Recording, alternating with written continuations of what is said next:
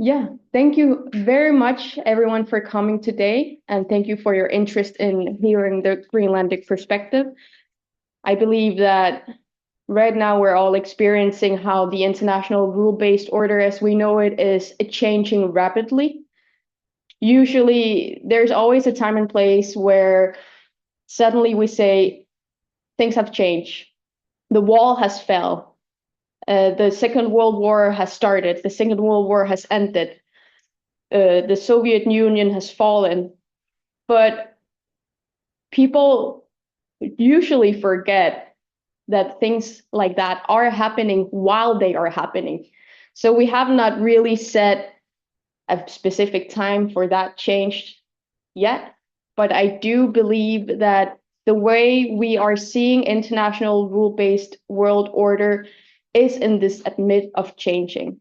We're not really sure if it's for 2, 4, 5, 10 years, but we are living in the midst of it. And Greenland and the Greenlandic population is right now at a pivotal point for that as well, where we are very aware that we are not only responsible for our own country, our population, and the well-being of the Greenlandic people, but we are also very much aware that we are seeing how the Greenlandic change or discussions with the United States might affect how the rest of the world and the international rule-based order might actually proceed in the future. So we're trying to be very aware of that and proceeding with caution. And though we from Naleraq are the only opposition party out of 5 parties in Greenland, we are very, very important for us to say that Greenland sticks together in these times. The Greenlandic people and the Greenlandic spirit and how we are to move as a nation together right now is more important than ever. We can still have disagreements on different issues internally, but in international politics, importantly, we support each other. So I open now the floor to you and hopeful fruitful discussion. Yes, first here. So my name is Cornelia Michelson, and I work with the Swedish news agency TFCR. Considering that you represent a political party who said that they prefer to have talks with the US alone without Denmark, what is your take on what was agreed on yesterday, that Denmark, Greenland, and the US together will form some sort of working group? Well, first and foremost, to give a perspective on this, we believe, as we see right now, if we want more self-determination, and what happened yesterday actually also proved that the entirety of the community of the international order, that it's not only Denmark that can decide the Greenlandic future. We cannot go around and talk on behalf of the Greenlandic people without the Greenlandic people present. So that was a huge step for us as well, to just have our foreign minister, Vivian Motzfeldt, with them yesterday in the White House. So that is an important step. When we talked about how if there was a real community of the realm, which we also have to strengthen in order to make sure that we are more equal, we have believed that there would have been a level of trust that we haven't had before, that made sure that when the Greenlandic government had to meet with international actors, for example, the United States or others, that necessarily didn't mean that we had to be, separated from Denmark as such. But if there was a level of trust, Denmark could talk to international actors without Greenland like they already do, as well as Greenland being able to talk to international actors without necessarily Denmark present. And therefore, there would be a level of trust between the governments to actually have those dialogues and discussions afterwards. In that way, the Danish ministry could talk about what's happening very close with them, with Ukraine and Russia, and feel confident and certain that the Greenlandic government can do their part in making sure that Greenland is safe and secured for. This is also important for us to talk about these trust and building this trust between the different governments. And unfortunately, I already forgot the last part. No, what is your take on Denmark, the US, and Right. So the working group, yes, of course. Well, honestly, we haven't really discussed that part other than we're really happy that action is being taken to make sure that these discussion isn't just ended with that meeting alone. And it's really important for us that the Greenlandic government has a say on who's in that working group as well, to make sure that the Greenlandic populations and their well-being is thought for as well. Yes. Rikke Detlersen, ARD German TV. I wonder, what is your reaction, and you think everybody in Greenland agrees about these NATO troops now coming to help you? Is everybody happy about that, and are you happy about it? There are a level of concern about the military presence in Greenland right now. I think a lot of the times we're not even having the time to discuss that this is a paradigm shift. It's happening suddenly without further discussion. Usually when there are these kind of paradigm shift, even in Denmark, when we saw that they wanted drones that could even cross over to Russia, there was a big discussion about these paradigm shift happening in foreign and defense policies by Denmark. We didn't really discuss those in Greenland. And this paradigm shift goes from Greenland and the Arctic being a very low tension area to basically, without really political agreement, just deciding it's not that anymore. And that's a reality we have to live in. Right now, the official statement from Denmark, and therefore also Greenland, is we are not doing this against the United States. We are doing it with the United States. And they are also NATO members, and therefore also going to have special forces trained in Greenland.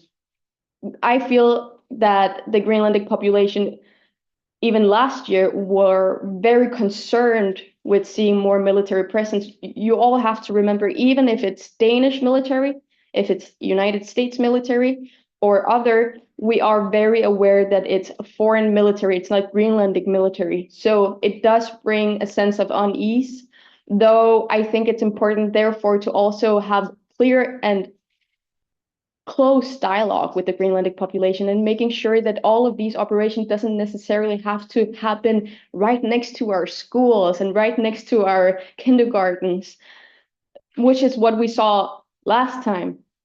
I do think Greenland is so big that it should be possible to do these exercises without going so close to the Greenlandic population. They deserve the right to also feel secure without seeing the threat every single day. Yes, over here. My name is Naleraq from the news agency, the Spanish news agency. I got a question about the president of Greenland, Jens Nielsen.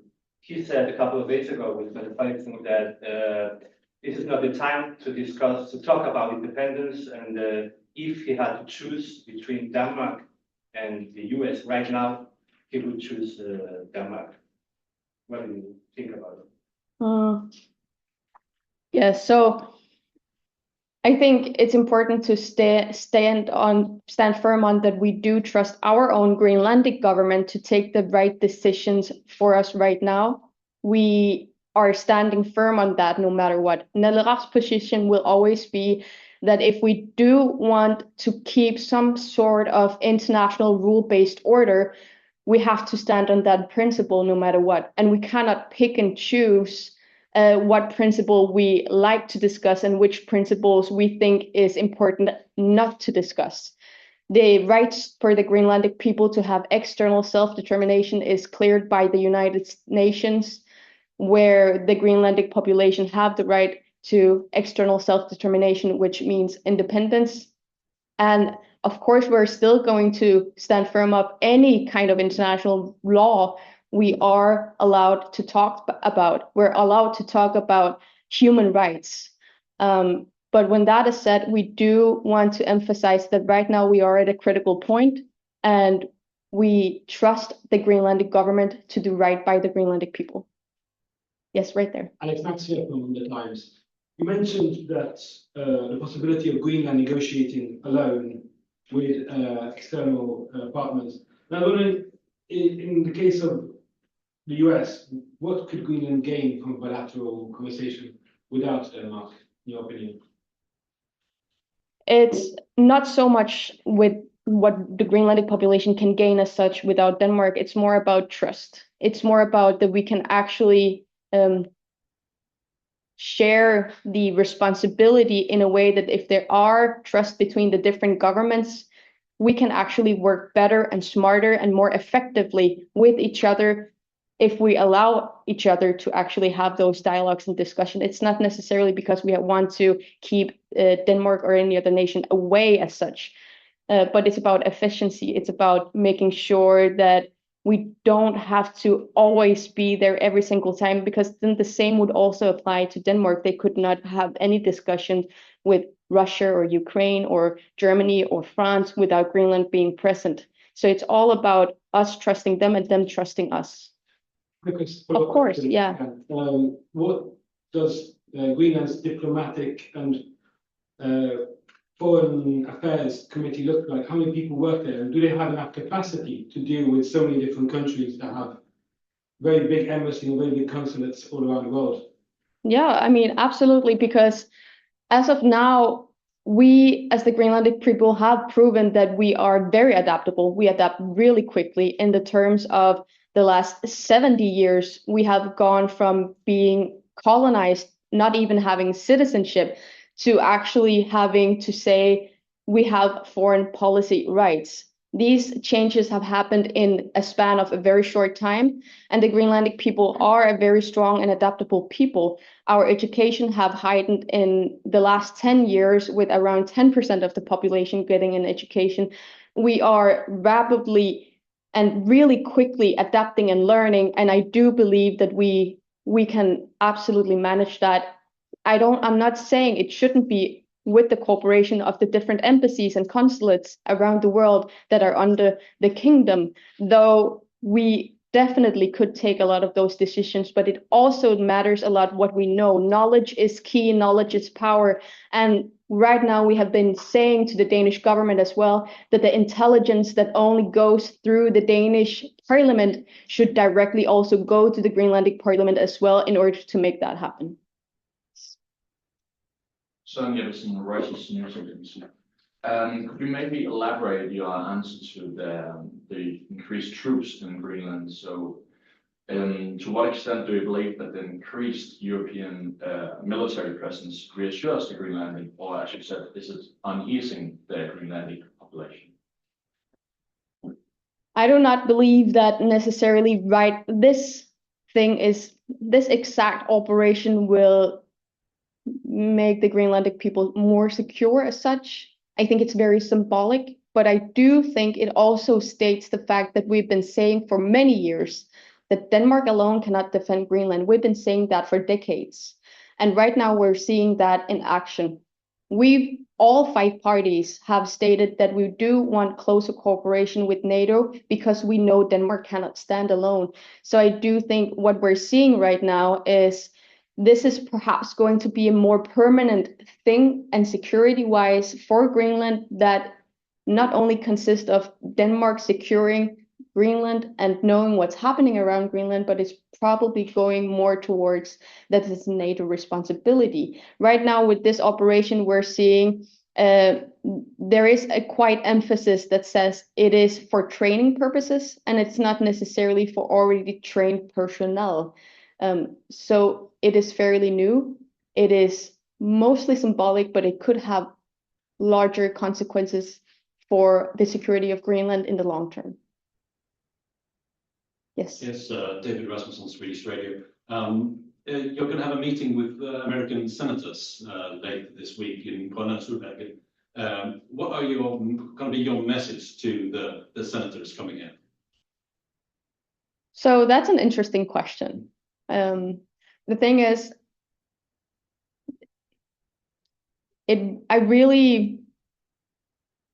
was surprised of how much coverage that got. It's not the first time we're meeting with the US senators or congressmen for that matter in the Danish parliament. But it's the first time that the Greenlandic Foreign Policy Committee is invited as well. So that's a huge step. Because of that, I think there is going to be discussions about what they experience in the United States, Washington, how they experience people talking about the issue of Greenland. We really want to get so much information as we can. But other than that, I honestly don't think we're really going to accomplish anything as such. I think it's more of a light conversation between colleagues. Yeah. Yes, first, my name is Joachim Reksten from the Norwegian TV NRK. First, I would like to ask you a little bit about yesterday's meeting. You were saying that your goal is that Greenland can do more of these meetings with different kind of meetings internationally. But on the other side, don't you see the advantage of having a double down with Naleraq and experienced politicians who's been there before? Isn't that an advantage for the Greenlandic politicians as well? I mean, our politicians is very well equipped and experienced as well. I would say that first and foremost. And of course, I think no country in the world, no country, absolutely no one, no individual person for that matter can stand alone. I think it's very important to say so. And I think Denmark knows that as well. That's why they're part of the United Nations, the European Union, the NATO alliance, the Nordic Council. They're also expanding their cooperation with different countries as time goes along, because they know nobody can be alone. We're really aware of the same thing in Greenland, definitely. But when that is said, we also know that the Greenlandic population will always know better what to do about the Greenlandic population, because we are from there. It's our home. It's where we come from. It's our interest. It's where we grew up. It's where we're born. It's where we're going to die. It's where our children are. The same as the Danish ministers. First and foremost, they're always going to think about their constituency, where they're from. We can definitely cooperate with Denmark, no doubt about that. But we trust first and foremost that our minister can be present. Otherwise, we will not feel safe if it's only Denmark there. And then I would like to follow up. Would you say the same thing as your Prime Minister Jens Nielsen said 2 days ago? That are you agreeing with him choosing Denmark over US at the present? Honestly, we see the issue as much more complex. I think it's very simplified.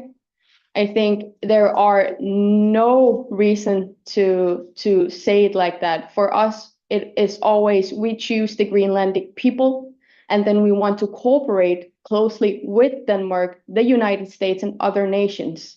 But for us, it's always, we choose Greenland first. But otherwise, we don't see any issue of close cooperation as we see right now. And if I may, one more. Yes. When you say that, isn't this the time where Greenland and Denmark should be joined as you said, as close as possible without showing any differences of opinion within the Greenlandic foreign policy? Yeah, sure. Let's just remove democracy altogether then we can just, no, I'm kidding. No, of course, we're always going to have different opinions. That's the whole basis of democracy. But I do believe that it's also important to remember that we have tried for decades to say that these issues are problems that the Danish government will be faced with one day. We've actually tried to negotiate with Denmark for a free association agreement. We've tried to discuss with Denmark to make sure that we can have more foreign policy say. We have tried to discuss with Denmark some of the wrongdoings of history so we can fix them. All of these are only being listened to because of the pressure we're experiencing from the United States. So there's also some good that can come with it, but I'm also a bit saddened that we had to come to this before we were taken seriously. I do hope that cooperation can be fixed. We do have some things we have to fix in between Greenland and Denmark, but that's a whole nother discussion than when we're talking right now with the United States. Yeah, I don't see anyone else right now raising their hand. Yes, so Absolutely. then, Sweden. Yeah. Sweden. Have you been briefed by Vivian Mostad after yesterday's meeting? And I guess what's her take on how did she experience it? I cannot discuss details, and I do believe it would be best to hear it directly from the Foreign Minister of Greenland. So I'm not going to say anything else to that. And one more. Do you think it's the right time still to fight for independence at this moment? I mean, the right to external self-determination will not just go away. And hopefully we're not being told to not use our freedom of speech and our right to democratic dialogue because of what's happening right now. International rule-based order was created to be used during the hard times, not only the easy times. I mean, that's the whole reason United Nations came to be. There's a reason where the United Nations said you cannot have colonies anymore. There's a reason the United Nations said that when you are recognized as a peoples of your own, of course, you need to have your own right to your land. And right now we're seeing that the international rule-based order is failing a lot of the time in those senses. But we have to keep that principle alive, because otherwise we're looking at a future that's more likely to go on more and more military power usage than diplomacy. And we would really like to avoid that. The Greenlandic people is very much a very peaceful population. We really stand firm on that. We do not have any enemies around the world, and that because of that, we want to keep on stating diplomacy, international relations, rule-based order is not something we should be asked to stop talking about. That includes external self-determination. Just because we're having a hard time, now it's the time to actually emphasize that every international law should be followed. But you sounded a little like you also think the behavior of Donald Trump also has some good sides for the discussion, because it pushes Denmark towards being more understanding and moving or evolving faster to yes. But you yourself, what do you think should be done to stop Donald Trump from really wanting to take Greenland? What would be the next good steps? I don't think anyone has a solution for that, honestly, other than what we saw yesterday. I think we're on the Greenlandic people's side, but also the international rule-based order side. And that's also the statement from our government that we stand firm by. All the Greenlandic parties have made an agreement last week that they all signed that stated, we do not want to be American, we do not want to be Danish, we want to be Greenlandic. The Greenlandic country should only belong to the Greenlandic people, and that is something we all stand firm on. When that is said, I think right now the only right thing to do is keep continuing these diplomatic relations, because if you look at the entire of the human history, when there's been conflicts between nations, when there's been conflicts between two different populations, it's always either been resolved by some sort of diplomacy or monetary issue, but most importantly, talking together, trying to figure out and understand each other. And the latter is unfortunately using power and military to destroy each other. And we really want to avoid that. So in order for us to move forward, we have to keep those dialogues open, not only with the United States, definitely with Canada also. They're almost in a similar situation as us, but also in other countries. We need our foreign minister from Greenland to give the Greenlandic perspective on these matters as well. Very important. Otherwise, it will again be a neo-colonial thing where another country will speak on behalf of the Greenlandic people. We want to avoid that. And I'm thinking we're actually slowly getting past that. Unfortunately, also because of what happened, that's what I'm saying. Wouldn't necessarily call it a good thing, but I do want to call it that I'm saddened by. It's very unfortunate that we had to go that far before we could have more understanding and willingness to make sure that the Greenlandic people were understood and heard. Yeah. Thank you. Sorry, it's coming up to past. So I think hopefully there's been a fair chance to ask questions. I think we can take 2 more questions and then we'll wrap it up. Okay. I'm Kate Blusson from the Portuguese news agency Lusa. As you said, this is the first time that the Greenlandic representatives will be included with the talks with the American senators, as they have been here before, but only to talk with Danish representatives, if I understood correctly. What do you expect is going to change when you are in the room? These people are already on your side, so to say. So they are against Donald Trump's idea of taking Greenland. So what do you expect their influence is going to be when they go back to the US? That's a good question, and I honestly don't have a clear answer for that. The thing is, we do have 2 parliamentarians elected from Greenland to the Danish parliament. I'm one of them. So I have 2 seats. I'm both a member of the Greenlandic parliament, which had an election last year, and I'm a member of the Danish parliament, which had an election in 2022.